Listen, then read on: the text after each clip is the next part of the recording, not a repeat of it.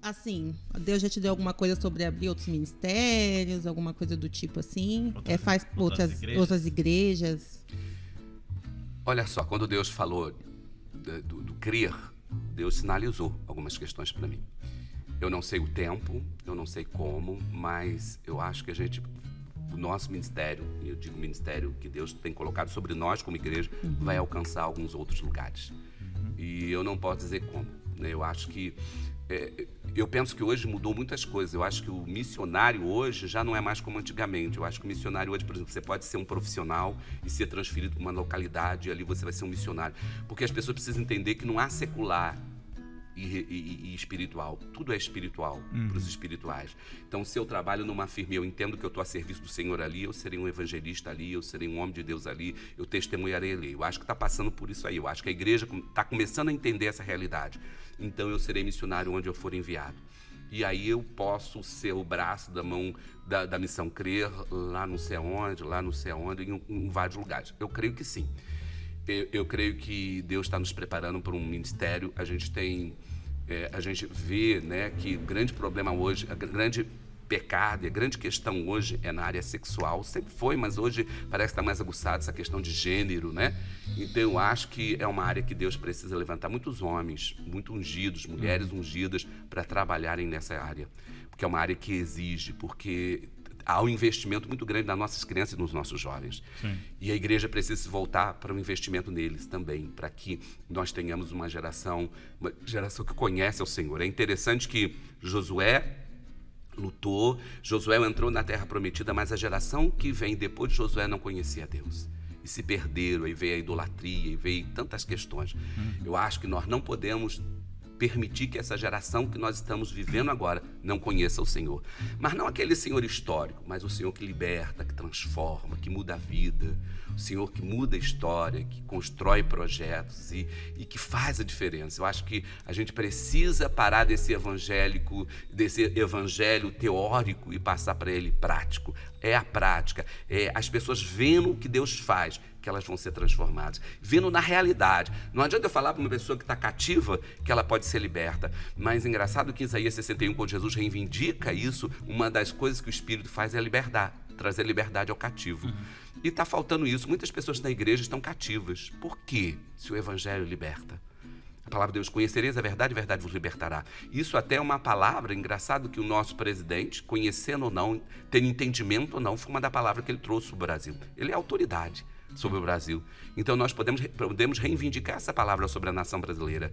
Conhecereis a verdade vos libertará. O Brasil precisa ser liberto de uma confecção de pobre coitado. Nós não somos pobre coitados. Uma ideia de briga, luta de classes, né? Negro contra branco, pobre contra rico. Isso tudo é uma confecção política que foi interessante para a política naquele momento. Nós precisamos destruir isso.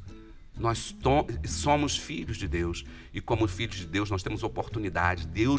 Nós não estamos sujeitos, embora nós vivemos no mundo, mas quem reina sobre todas as coisas é Deus. Então a gente precisa entender que Deus não saiu do trono, Ele continua reinando. Sim. E se Ele reina, queridos, Ele tem autoridade. Então é a igreja que muda os ambientes, não é os ambientes que mudam a igreja.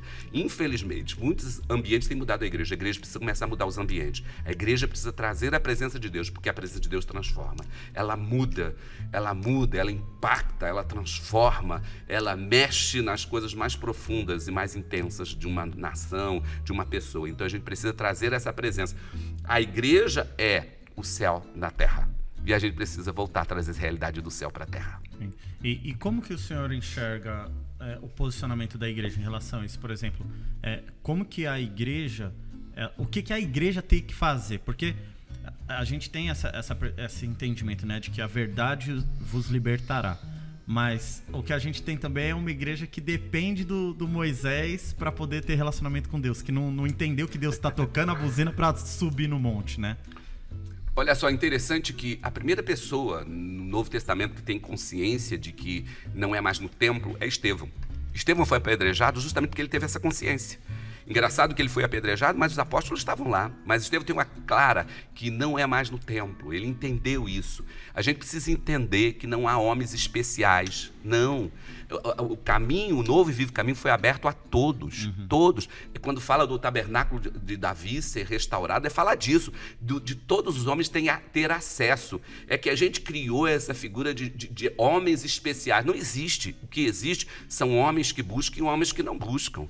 Então, quer dizer, na verdade, Deus está acessível a todo mundo. Jesus abriu esse caminho. Quando Jacó tem a visão da escada que sobe e desce, Jesus fala desse texto, né? Jesus fala, vocês vão ver o céu aberto e os anjos subindo e descendo. É essa intimidade, essa volta dessa convivência, dessa intimidade céu e terra que foi quebrada por causa do pecado de Adão e Eva. Então agora todos nós temos acesso. Então eu posso orar e a minha oração não é mais poderosa que a dela. Não, eu posso ter uma fé maior que a dela, mas a oração em nome de Jesus é o mesmo poder, é o mesmo nome, é o mesmo Espírito. Então, o que a gente precisa trazer é essa mistificação de que há pessoas especiais. Não, tem pessoas com dons específicos, tem o dom do profeta, lógico, tem, mas não é para mim correr atrás do profeta, porque se Deus quiser falar comigo, Deus manda o profeta até a mim. Sim. Ou Deus cria um ambiente onde vai falar. Então, a gente precisa mudar essa mentalidade. Eu não tenho, eu não tenho tanto unção quanto fulano. Não, está disponível. A Bíblia diz buscai, né? Então eu tenho que buscar, eu tenho que clamar. Então a igreja precisa entender isso, né? Eu estou pastor, né? E essa função pastoral não muda, não altera a experiência que o outro possa ter. Ele pode ter a mesma experiência que eu, talvez com um chamado diferenciado, lógico, mas não muda. Eu não sou mais especial do que ele. A Bíblia diz que Deus não faz acepção de pessoas. Né? Quando você citou Saul e Davi, é interessante. Se a gente for fazer uma análise, talvez a gente ache que Saul tinha uma vida mais íntegra do que Davi. Mas qual era a diferença? Davi honrava o Senhor, Davi amava o Senhor. Davi, com 15 anos, escreveu o Salmo 23. Era um homem que amava as coisas de Deus. Saul não.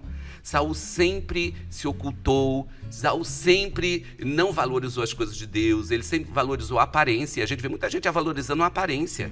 Né? Ele falou, Samuel, fica do meu lado para que o pessoal pense que eu ainda tenho... Que está tudo bem. Que está tudo bem. Não está tudo bem.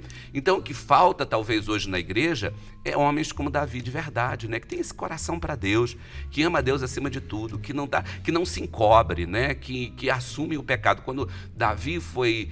Quando o profeta aponta, né? Natan aponta Davi era rei, podia ter mandado matar. Não, ele rasga a roupa, ele vai para o chão, ele tira a coroa, ele reconhece, fala, sou eu mesmo, homem, não é? Sim.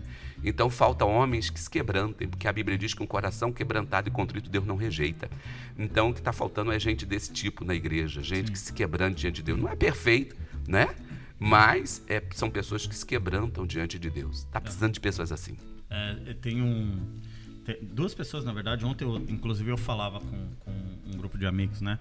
O pastor Franchan, ele fala, né, que a igreja está muito mal acostumada em ir para os cultos para ouvir uma boa palavra. E quando a palavra não é boa, ele fala, eu não gostei dessa palavra hoje. Essa palavra não foi boa. Não gostei daquilo que o pastor falou, que não foi bom. E aí eu estava vendo um post do Douglas Gonçalves, né, do Jesus Cop. E aí ele colocou assim, perguntem qualquer coisa. E aí uma pessoa perguntou assim, a palavra já não me sustenta mais, a palavra que meu pastor dá não tá me alimentando mais. E eu tô pensando em ir para outra igreja, porque eu acho que eu preciso de uma palavra que me alimente no nível que eu tô. E aí ele foi responder esse texto dela e ele falou assim, a gente inverteu os valores, porque... a palavra de um final de semana não é simplesmente para me alimentar. Eu tenho que... A Bíblia vai falar, se você tá com fome, você vai comer em casa. Então o lugar para você se alimentar é o teu lugar secreto, é a tua vida de intimidade com Deus, porque é lá que Deus vai te dar uma palavra. E quando você vai para um culto, é um momento de comunhão. Então qual que é a intenção da comunhão? É que se você quer ser o primeiro, então sirva a todos. Então o que você tem que fazer? Você se alimenta para servir o outro. Né? Você não vai lá para falar assim, essa palavra foi boa ou não foi. Você está servindo, né? E isso é muito interessante, porque dentro desse contexto de pessoas que não buscam a Deus e ficam nessa dependência, a gente começa a ter essa igreja que é muito defasada, né? Uma igreja que não entendeu sua responsabilidade com a sociedade, com o reino de Deus. Na verdade, eu não vou à casa de Deus, eu sou a casa de Deus, né? Então, se eu sou a casa de Deus, então eu preciso saber, né, que o que me alimenta é Ele. E essa alimentação é pessoal. O que acontece é que as pessoas, né, elas não leem Bíblia, não têm uma vivência, né? Então, elas vêm para a igreja, para o espaço de culto, né? Ela vem para o espaço de culto esperando receber algo, quando na verdade ela deveria vir para dar algo. Porque o culto não é para a pessoa, o culto é para Deus, é para o Senhor, é para a gente adorar. É cristocêntrico, né? Exatamente, para a gente glorificar, para a gente reconhecer junto a obra maravilhosa que Ele fez por nós. Então o culto seria uma celebração onde eu venho cheio para abençoar aquelas pessoas que estão ao meu redor. Então é uma junção. Um dia eu liguei para um irmão e eu ia convidá-lo para ministrar na igreja, e ele falou para mim assim: eu só falo contigo se você for uma gota de água. E na hora eu fiquei, o que ele está falando? E aí ele riu, eu falei: sabe o que acontece? Nós somos uma gota de água que forma um grande rio. É isso aí.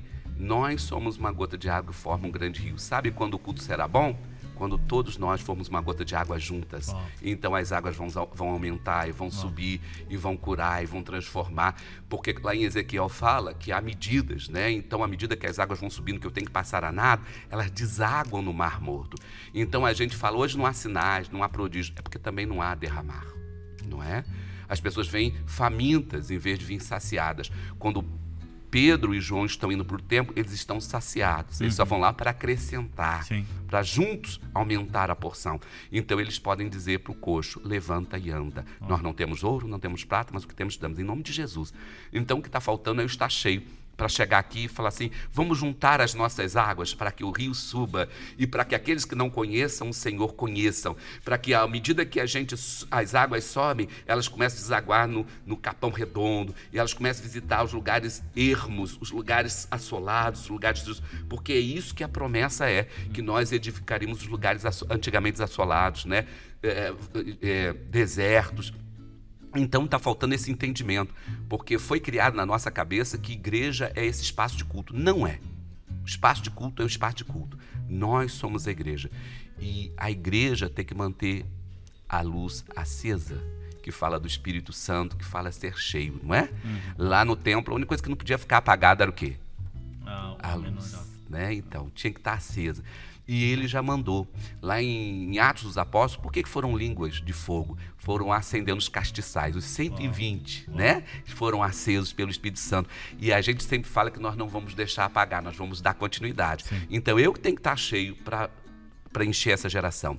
E isso foi se perdendo, porque eu pensei, eu tenho que estar cheio para, de repente, falar em línguas. Não, não é só falar em línguas, é mais do que isso. O Espírito é muito mais do que falar em línguas. O Espírito Santo, ele é abundante, ele foi para curar, para libertar, para transformar, para mudar. É ele que faz tudo, né? Jesus falou: eu tenho que ir para que ele venha. Né? Porque é ele que vem. E é interessante, né, que quando Jesus foi gerado no ventre de Maria, né, o Espírito estava presente. E o Espírito estava presente na vida inteira de Jesus. E o Espírito sabe exatamente como nós somos, sabe da estrutura. Porque ele não só teve a vivência de Cristo, mas ele viu as nossas mazelas e misérias. Ele experimentou também, né, a natureza humana de uma forma bem particular. E às vezes a gente se esquece disso. E aí ele fala, quando fala que a gente não sabe orar como convém, que ele intercede por nós, ele intercede porque ele não conhece a nossa estrutura.